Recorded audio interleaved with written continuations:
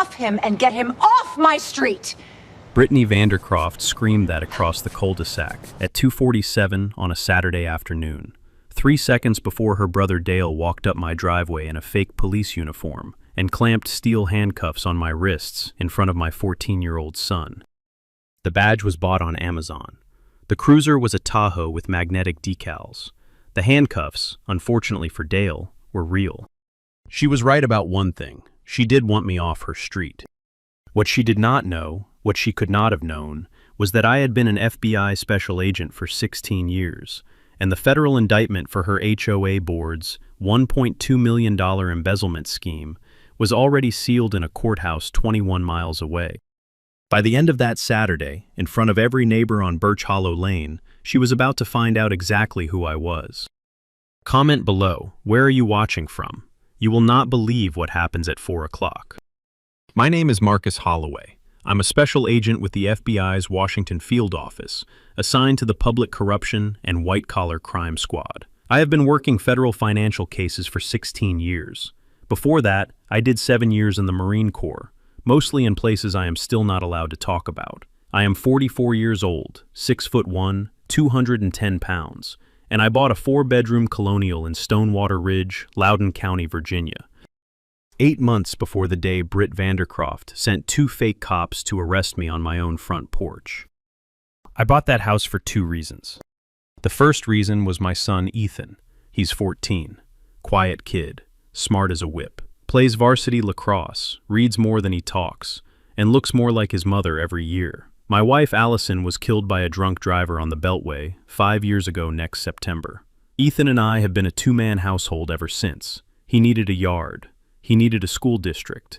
He needed a kitchen table where homework could happen without me bringing case files into it. The second reason was Stonewater Ridge itself.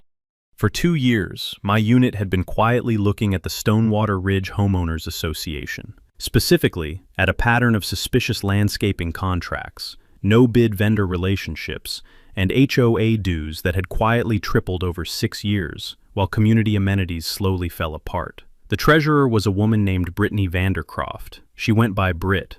Her husband Trevor owned a contracting outfit called Blue Water Property Services.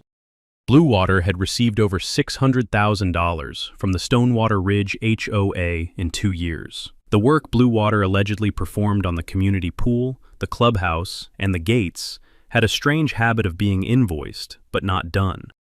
The case was in its preliminary stage. We had bank records, vendor invoices, and the cooperation of a former landscaper who had been stiffed by Blue Water.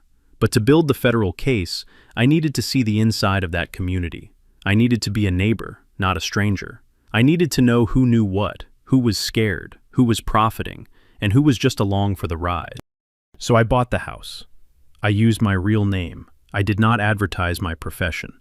I told the welcome committee I was a federal contracts analyst, which is technically true if you squint at my W-2. Ethan transferred to the local high school. We unpacked. We grilled hot dogs in the backyard. I joined the neighborhood Friday porch night, twice. I shook every hand I could shake. And quietly, very quietly, I began to listen. I listened to Mrs. Penniman across the street, who had been typing complaints about Britt's behavior into her own personal Word document for 2 years.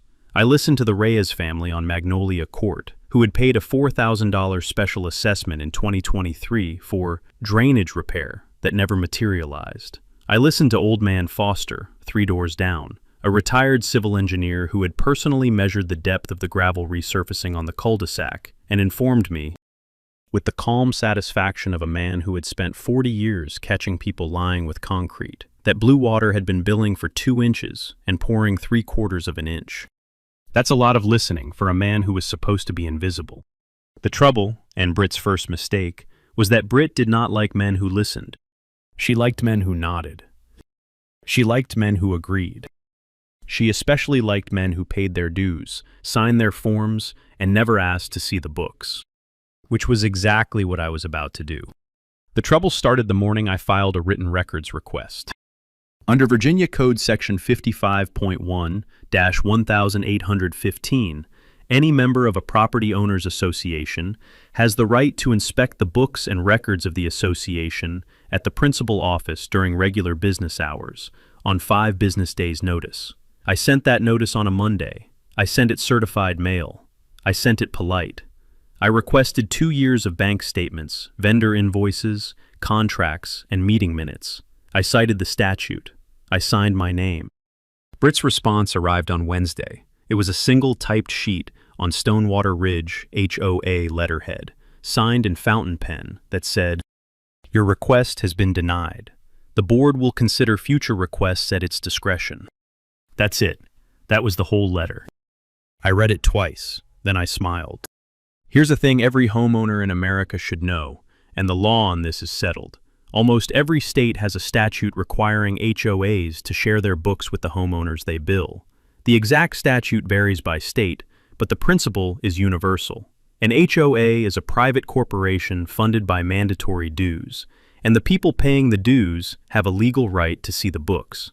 If the HOA refuses, the homeowner can file in civil court and almost always win, and the HOA, if found in willful violation, can be ordered to pay legal fees plus statutory penalties. Refusal of a properly filed records request is the clearest red flag of HOA fraud you will ever see. If you ever get that letter, save it. I saved Britt's letter in a manila folder. Then I filed my response, a short letter citing the statute, requesting reconsideration, and noting my intent to seek judicial relief if records were not provided within 30 days. 48 hours later, the harassment started. Friday morning, Ethan opened the front door to walk to the bus stop and tripped on a violation notice taped to the door. The HOA had cited me for a mailbox violation. Specifically, my mailbox was painted a non-compliant shade of black. According to the cited bylaw, mailboxes in Stonewater Ridge must be Sherwin-Williams iron ore SW7069 or equivalent. My mailbox was Sherwin-Williams tricorn black SW6258. The notice carried a $100 fine. By Monday, I had 3 more notices. Garage door cleanliness, lawn edge alignment, a lawn ornament Ethan had bought at a school fundraiser, a small wooden owl on a stake, was apparently in violation of non-conforming yard art. By Friday, I had 8 notices. Total fines, $950. I paid every single one, in cash, with a smile. Each receipt went into the manila folder. Ethan watched me write the 8th check at the kitchen table on Friday night, and cocked his head. "Dad," he said, "you're not annoyed." "I'm not." "Why not?" I capped the pen. I slid the receipt into the folder. I patted the folder. "Ethan, when somebody lies on paper, they leave a trail on paper. 8 notices means 8 separate signatures, 8 time-stamped acts of retaliation, and 8 pieces of evidence I didn't have on Monday. Annoying me costs Britt nothing. Annoying a federal agent who's already building a public corruption case against her HOA, that costs her her freedom." He thought about that for a second. He nodded. "Cool," he said. "Want me to get the chessboard?" We played chess for an hour. He beat me twice. Allison would have been proud of him. That night, after Ethan went to bed, I sat at the dining table and laid out every notice on the surface like cards. I dated them. I cross-referenced them with the timeline of my records request. I drafted a memo to my supervisor. I added Britt's mailbox letter to the exhibit list of an indictment that did not, yet, exist. The folder was getting heavy. Britt was filling it for me. The takeaway, for anyone listening: never argue with a bully on their terms. Document instead. The trail they leave is the rope they hang themselves with. Britt's second move was the SUV.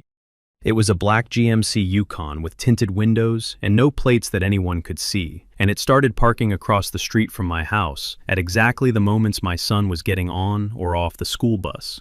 Twice the first week, 3 times the second. By the 3rd week, it was a daily occurrence. The first time it happened, I was in the kitchen pouring coffee. Ethan came in holding his lacrosse stick. "Dad, that black SUV is back." I walked to the front window. The Yukon was parked across from our mailbox, engine running, 2 men inside. One of them was holding a phone up like he was either taking a photo or pretending to. "Has it been there all morning?" "Since I got up." "Anybody get out?" "Not yet." I poured Ethan cereal. I made him oatmeal. I fed the dog, a yellow lab named Margie that Allison had picked out from a shelter the year before she died. I drove Ethan to school in my own car. The Yukon followed us for 2.5 blocks before it turned off. I had the plate.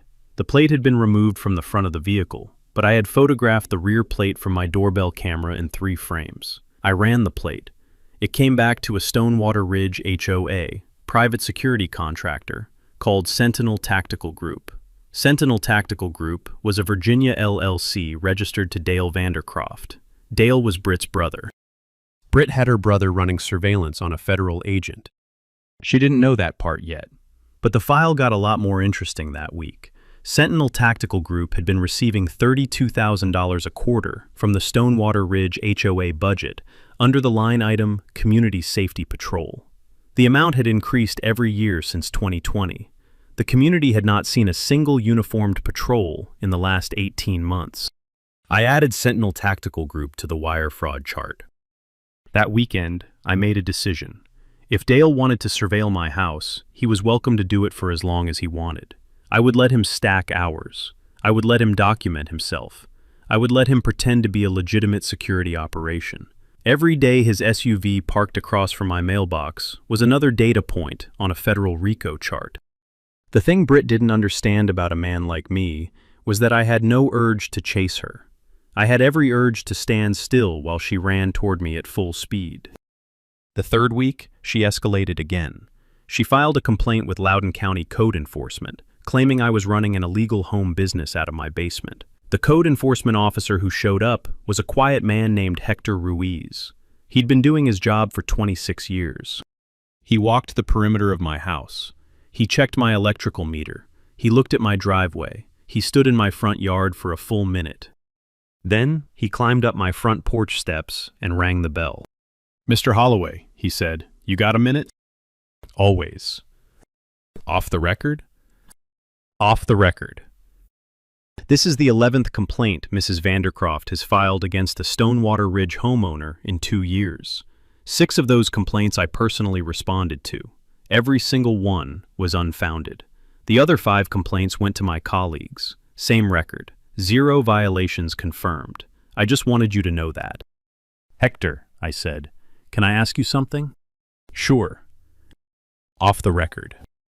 "Off the record. Have you ever filed any of those complaint records with anyone outside Loudoun County Code Enforcement?" He looked at me for a long second. He smiled. The kind of smile I have seen on a lot of public servants who have spent their whole careers watching petty tyrants get away with things. "Mr. Holloway, if somebody from a federal agency ever wanted to subpoena that complaint history, I would be very happy to comply.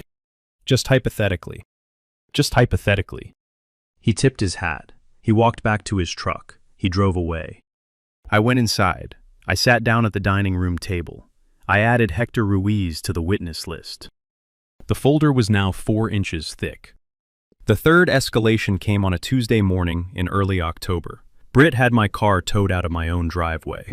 I came out at 7:15 a.m. with my coffee and my keys, and the slot where my Tahoe had been parked at 6 o'clock when I went to bed was empty. There was a yellow tow notice taped to the lamppost at the end of the driveway. The notice said my vehicle had been removed for obstruction of a Stonewater Ridge HOA right-of-way, and that I could retrieve it by paying a $400 towing and storage fee at AAA Vandercroft Auto Recovery. AAA, Vandercroft Auto Recovery. The same last name. Of course. I stared at the empty driveway for about 10 seconds. Then I called Ethan from the front porch. He came out in his hoodie holding a Pop-Tart. "Where's the truck?" "Britt towed it." "From our driveway?" "From our driveway." He chewed his Pop-Tart. He squinted at the empty asphalt. He swallowed. "That's illegal, right?" "Almost certainly." "What are we doing?" "You're going to school. I am going to work. And then tonight, I am going to sit at the kitchen table and write a report." He nodded.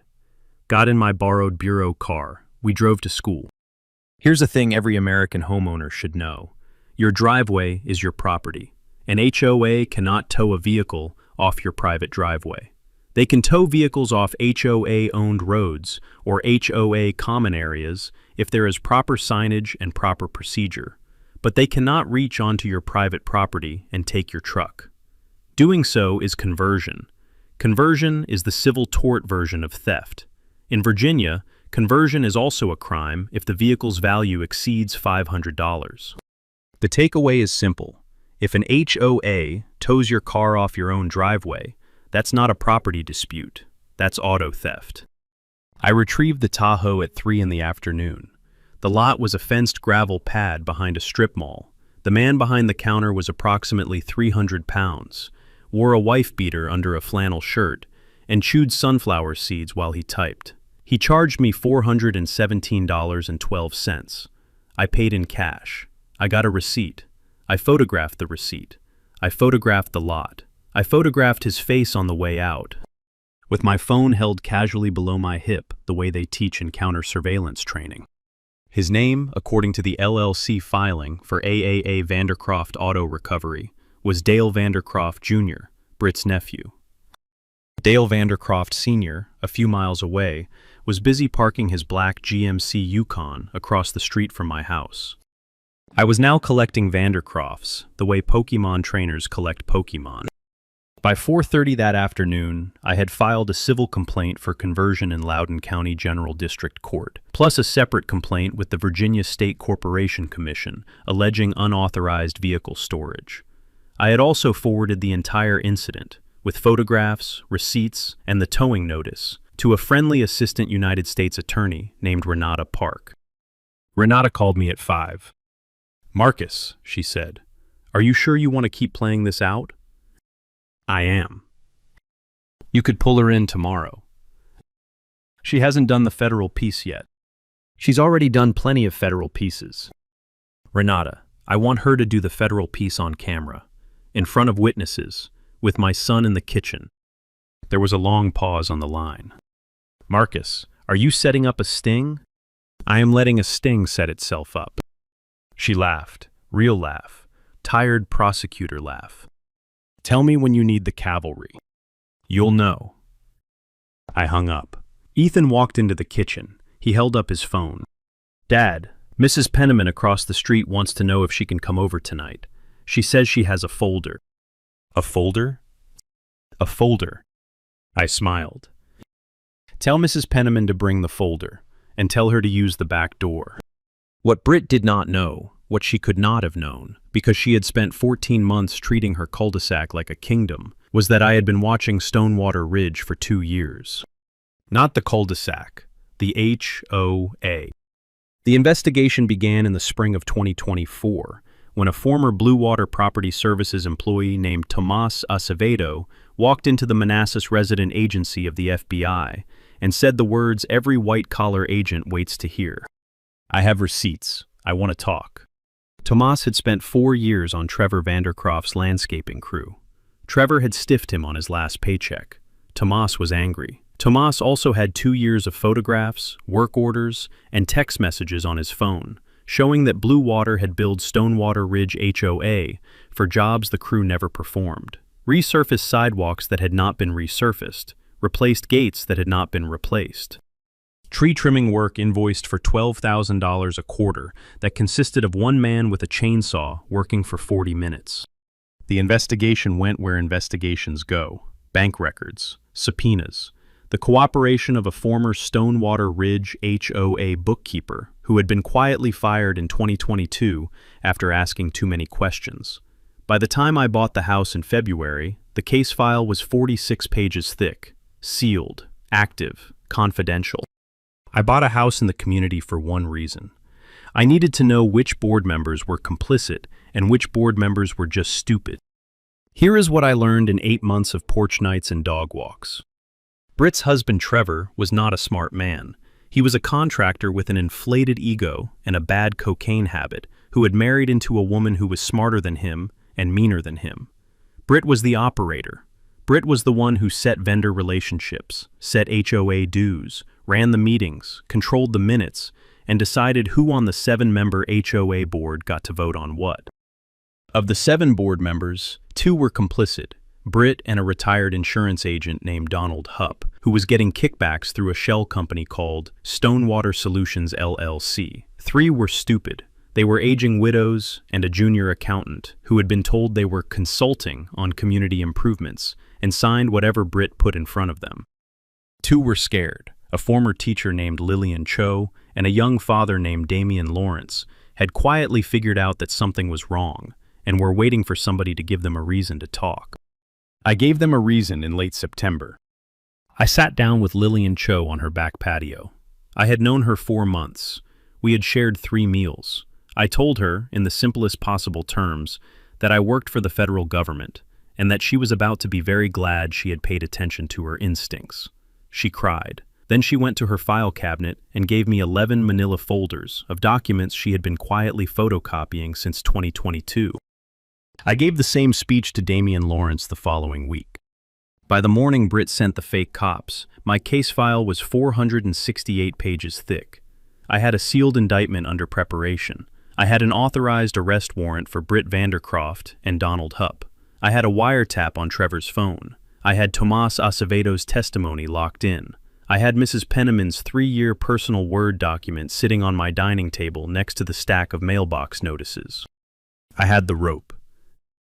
Britt was about to hand me the noose. Renata Park and I sat across from each other at a Thai restaurant in Tyson's Corner the Tuesday after my Tahoe got towed. "Marcus," she said, picking through her green curry, "when do you want to do this?" "I want to do it on a Saturday." "Why Saturday?" "Because Britt holds her quarterly HO, a homeowner meeting, on the 3rd Saturday of every quarter at the Stonewater Ridge Clubhouse at 4 p.m. The next one is October 19th. Renata set her chopsticks down. "You want to walk into an HOA meeting and execute an arrest warrant in front of 100 neighbors. I want to read the indictment in front of 100 neighbors. The arrest happens after. We can take her in clean." You realize this is theatrical. It is 100% theatrical. Why? I swirled my Thai iced tea. I thought about Mrs. Penniman, who had been crying in her kitchen for 2 years. I thought about the Reyes family, who had paid $4,000 for drainage that did not exist. I thought about old man Foster, who had measured the gravel. Because the people in that room have been told for 6 years that the woman running their HOA is untouchable. They have watched her bully their neighbors, ruin their property values, and steal their money. They need to see her go down, on a Saturday afternoon, in their own clubhouse, with the federal seal on the badge that takes her out the door. It's not just an arrest, it's a community recovery. Renata thought about it. She nodded slowly. "Okay," she said, "Saturday the 19th. In the meantime, I had a sting to let close around me. The next 12 days, I quietly accelerated my visibility. I parked my Tahoe in the driveway slightly off-center. I left curtains open. I made sure Britt's brother Dale could see me reading what looked like a stack of HOA bylaws on the porch in the morning. I filed a second records request, more aggressive than the first, citing additional Virginia Code sections. I posted a polite notice on the Stonewater Ridge Community Facebook group, asking other homeowners if they had ever requested HOA financial records and been refused. Mrs. Penniman replied within 17 minutes. The Reyes family replied within an hour. By the end of the week, 16 homeowners had publicly stated they had been refused records access by Britt or her treasurer. Britt deleted the thread. I screenshot it before the deletion was complete. That screenshot went into the federal evidence file. I also did something my younger bureau colleagues like to call creative provocation. I called the Stonewater Ridge HOA voicemail line. I left a message stating that I intended to attend the October 19th quarterly meeting and present a report titled Patterns of Vendor Spending in Stonewater Ridge HOA 2020 through present. I requested 10 minutes on the agenda. I also asked, politely, whether the HOA insurance coverage would extend to defending board members in a civil suit if homeowners filed for breach of fiduciary duty. Britt heard that voicemail. I know she heard it because Dale's GMC Yukon parked in front of my house from 9:14 a.m. to 11:48 a.m. that same day, and Britt herself drove past at 10:32, slowed to a near stop, and stared at my house for 37 seconds before driving on. A panicked criminal is a sloppy criminal. A sloppy criminal is the easiest kind to convict. The Friday before the meeting, I sat at my kitchen table with Ethan. He was finishing geometry homework. I was reviewing the operations plan for the takedown. There would be 8 FBI agents in plainclothes in the clubhouse, 2 more in vehicles outside. Loudoun County Sheriff's deputies on standby. A U.S. Marshal team prepped if Trevor decided to run. Ethan looked up from his triangles. "Dad, what if Mrs. Vandercroft does something stupid before the meeting?" I looked at my son. I looked at the operations plan. I looked at the 8 months of folders on the dining room table. "Then, kiddo," I said, "she does something stupid before the meeting, and I'm going to make sure you have your phone charged, because if she does something on Saturday morning, I want it on video." I handed him a portable phone charger. He grinned, the grin he gets from Allison. "Cool, Dad." He went back to his homework. She did something stupid before the meeting. October 19th, 2:47 p.m. The HOA quarterly was set to start at 4 o'clock. I was in my front yard with Ethan, working on the lawn so it would look pristine for the inevitable Brit drive-by. A black Tahoe pulled around the corner and slowed at the foot of my driveway. It had decals on the side. Stonewater Ridge Community Police, in dark blue, with a 5-pointed star. The decals were magnetic. I could see the seam. 2 men got out. They were in dark navy uniforms that were not police uniforms. The patches on the shoulders said Stonewater Ridge Community Police in black thread. The badges they wore on their chests were clipped, not pinned, and they were the kind you can buy on Amazon for $30. The bigger one was Dale Vandercroft. The smaller one was a kid named Cody Witt, age 24, listed on the Sentinel Tactical Group payroll as a junior security officer. Dale walked up my driveway with one hand resting on a holstered handgun and the other holding a clipboard. "Mr. Holloway," he said, voice rehearsed, "I'm Officer Vandercroft, Stonewater Ridge Community Police. We have a citizen complaint that you've been trespassing on HOA common land. I need you to step back from the doorway, place your hands behind your back, and accompany Officer Witt into the vehicle." Across the cul-de-sac, on the front porch of the largest house on the street, Britt Vandercroft was watching with a glass of Pinot Grigio in her hand. She was wearing a cream-colored cashmere sweater. Her blonde hair was lacquered into a tight bun. She was smiling the same rehearsed smile she had practiced in her bathroom mirror that morning. I stepped onto the porch. I stayed perfectly visible to the doorbell camera, which had a 180-degree field of view and a continuous loop recording. I also pressed, with my left thumb, a small silver button on the keychain in my pocket. The button was a duress signal that went directly to the FBI Tactical Operations Center in Manassas, 21 miles away. It also went, simultaneously, to Renata Park's secure phone. It also notified the 8 plainclothes agents, who, at that moment, are already inside the Stonewater Ridge clubhouse a quarter-mile away, prepared for the 4 o'clock meeting. The duress signal was a request for immediate response. The response time, on a clear Saturday afternoon with no traffic, was 7 minutes. I stalled. "Officer Vandercroft," I said, friendly, hands in clear view, "can I see your credentials?" "You don't need to see my credentials." In Virginia, citizens are entitled to see law enforcement credentials upon request. Could you confirm your full agency name and badge number for me? Stonewater Ridge Community Police. Now turn around. Stonewater Ridge Community Police is not a registered Virginia law enforcement agency. Dale's neck flushed red. He glanced sideways at Britt. Britt nodded sharply. Dale stepped forward. "Mr. Holloway, you are obstructing. Turn around, now." I turned around. I let him cuff me. Steel cuffs, cheap ones. He ratcheted them too tight. Cody Witt was breathing through his mouth. Ethan stood in the doorway with his phone up, recording the entire scene. He had angled the lens to capture Britt on the porch across the cul-de-sac, in the same frame as Dale's hand on the cuffs. The kid had instincts. "Dad," Ethan said, calm. "You good?" "I'm good, kiddo. Stay right where you are. Keep recording. Do not approach." Dale tugged on the cuffs.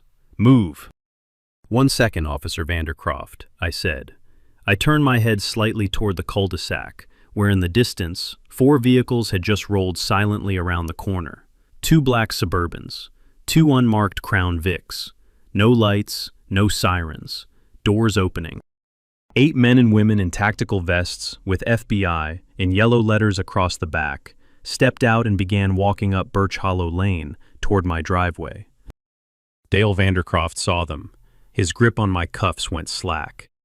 "Officer Vandercroft," I said quietly, "you are about to be arrested by federal agents for impersonation of a law enforcement officer. You can either kneel calmly on my driveway right now, or you can run. I would suggest the kneeling option." Across the cul-de-sac, Britt's Pinot Grigio glass slipped out of her hand and shattered on the porch. I have made a lot of arrests in my career. I have been on a lot of search warrants. I have stood in a lot of rooms where bad people learned, in real time, that the world they had built was about to end. But I have rarely, if ever, watched a person's life collapse in their face quite the way it collapsed in Britt Vandercroft's that afternoon.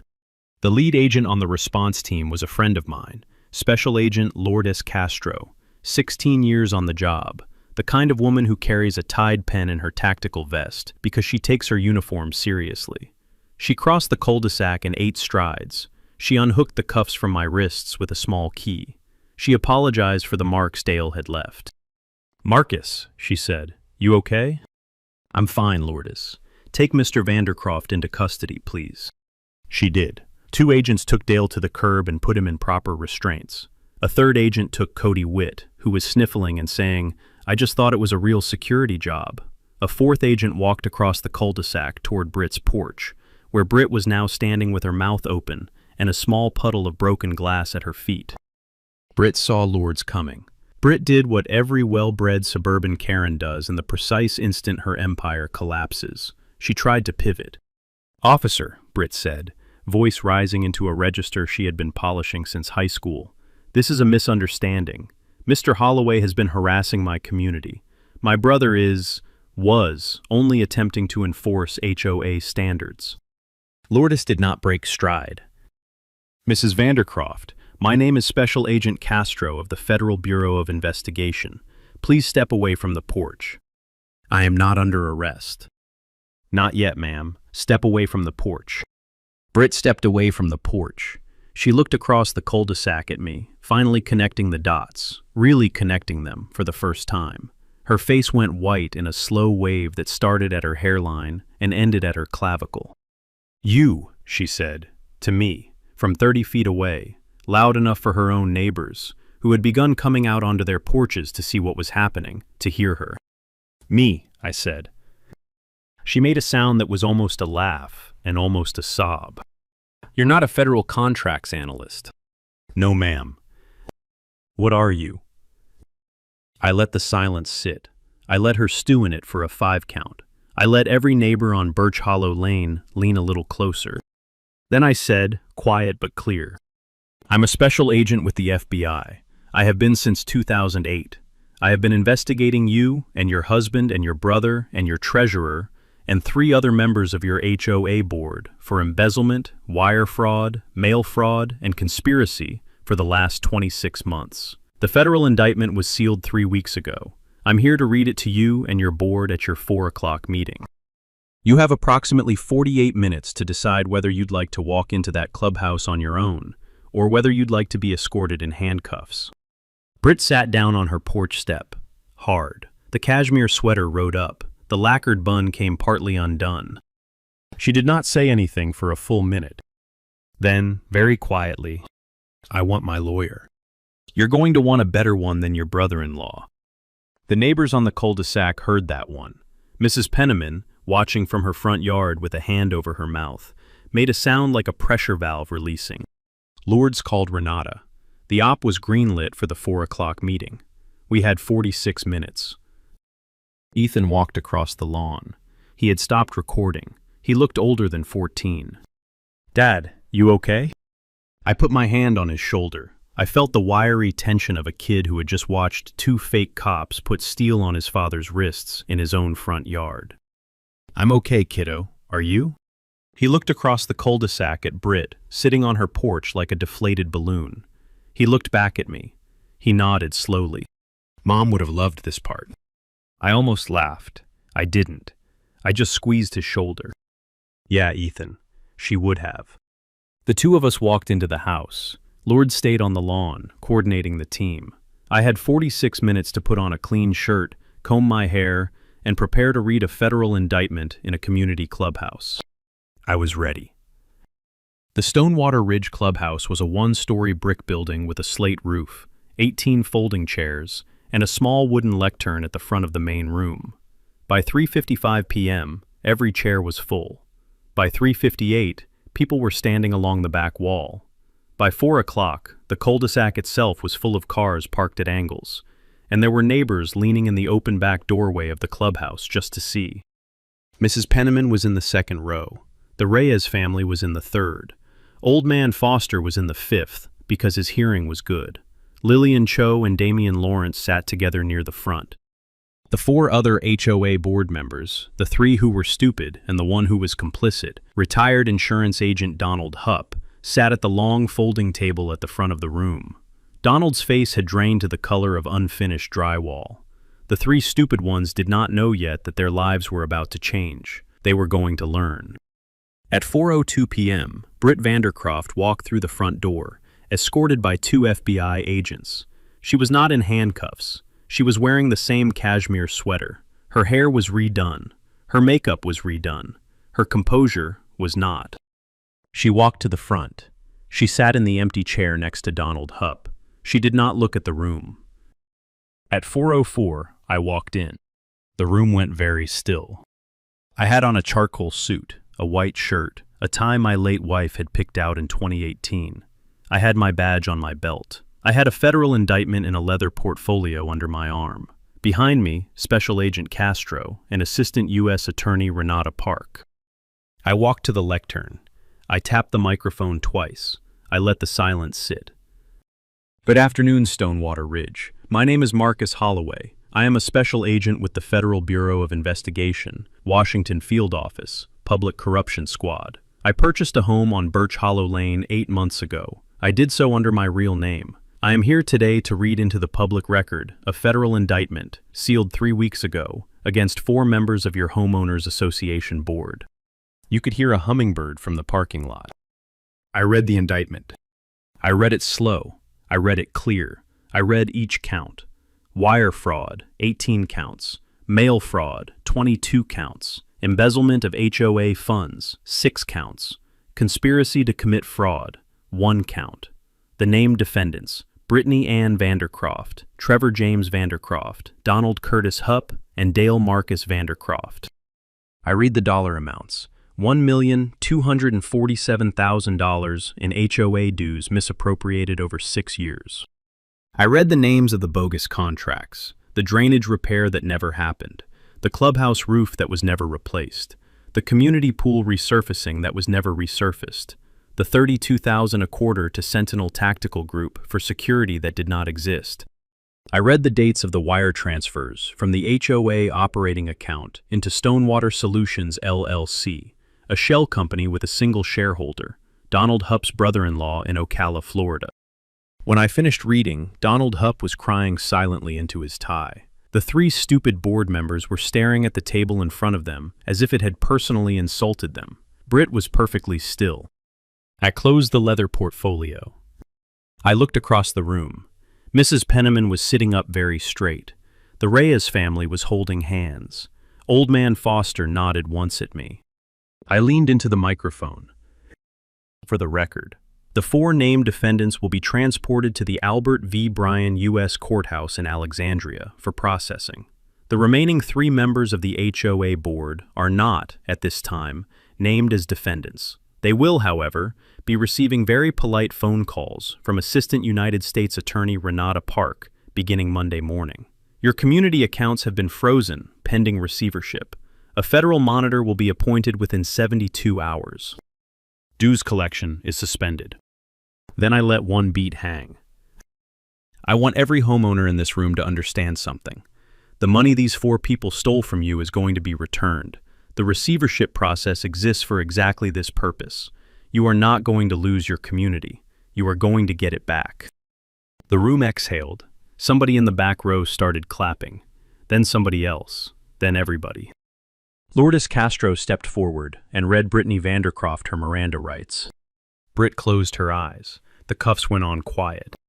The Washington Post ran the story on the front of the Metro section 3 days later. Under the headline, FBI agent posed as neighbor for 8 months, broke open Virginia HOA fraud ring. The reporter, a woman named Audrey Limon, who had been covering corruption in Northern Virginia for 9 years, did her homework. She quoted Mrs. Penniman. She quoted Hector Ruiz at Loudoun County Code Enforcement. She quoted Renata Park. She did not quote Britt Vandercroft, because Britt was inside a federal holding facility in Alexandria and was not taking calls. The follow-up coverage was bigger.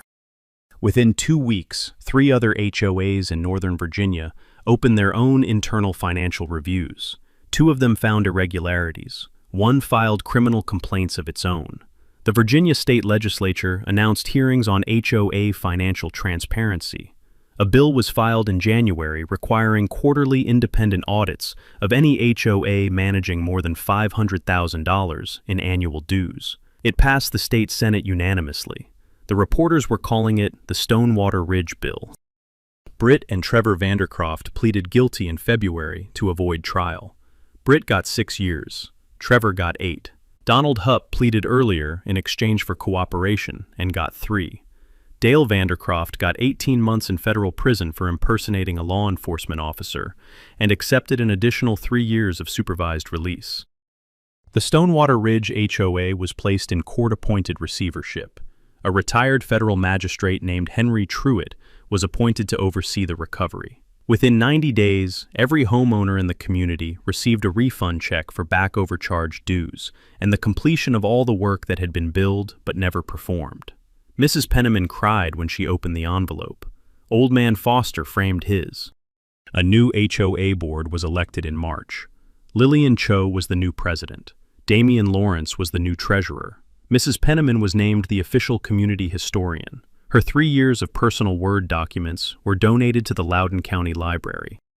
Ethan turned 15 in April. He invited 14 friends to a backyard barbecue. We grilled hot dogs and burgers. Margie the dog ran in circles. Lourdes Castro came. Renata Park came. Hector Ruiz from Loudoun County Code Enforcement came. Mrs. Penniman brought a casserole. The Reyes family brought a pie. I started something in my late wife's name that May. The Allison Holloway Foundation for HOA Transparency, a small nonprofit that does one specific thing. It provides free legal consultations to homeowners across the United States who suspect their HOA is engaged in financial misconduct and need help understanding their rights. The intake line runs out of a small office in Reston. The seed funding came from a quiet portion of the Stonewater Ridge restitution, plus matching donations from neighbors I never expected to give. Lillian Cho is on the board. So is Renata Park. So is Mrs. Penniman. So is Ethan. I asked him after dinner one night if he wanted the seat.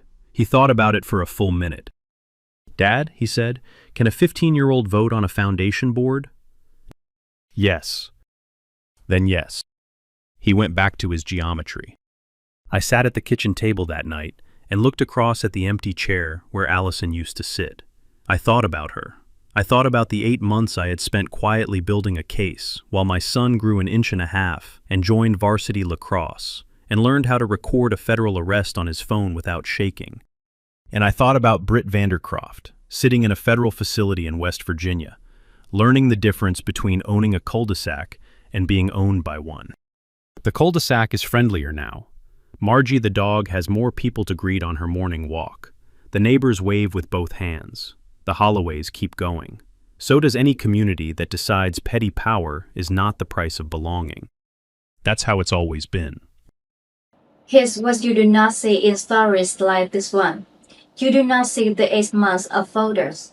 You do not see the quiet dinners. You do not see the kid in the doorway with the phone, learning how to keep a steady hand because his father taught him calm is the most expensive currency in a fight. Marcus Holloway did not win because he was an FBI agent. Plenty of agents lose to bullies every day. He won because he refused to play her game. He let her stack the evidence. He let her hand hit the roof. He understood that real authority was in silence, and that paperwork is a long blade in the long fight. If your HOA is hiding their books, you have a right to see them. Prove your status. Send the certified letter. Send every reply. Bullies cannot survive sunlight, and the law is almost every state give you the flashlight. If you ever find a Karen, an HOA board, or any small town tyrant, drop your story in the comments. I read every single one. Hit subscribe. Next week, a property manager who told a single mom to find another building right before her unit got featured on the local news. That story is going to be wide.